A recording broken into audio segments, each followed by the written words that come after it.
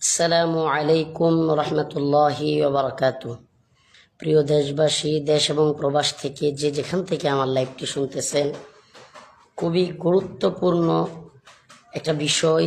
গতকাল আমি যখন ঢাকার দিকে যাচ্ছিলাম হলো বিজয় মিছিলে শরিক হতে কিংবা মুরব্বীদের সাথে সাক্ষাৎ করতে, সমন্বয়ক ভাইদের সাথে সাক্ষাৎ করা যায় কিনা সেই চিন্তা করে আমি ঢাকার দিকে রওনা হই।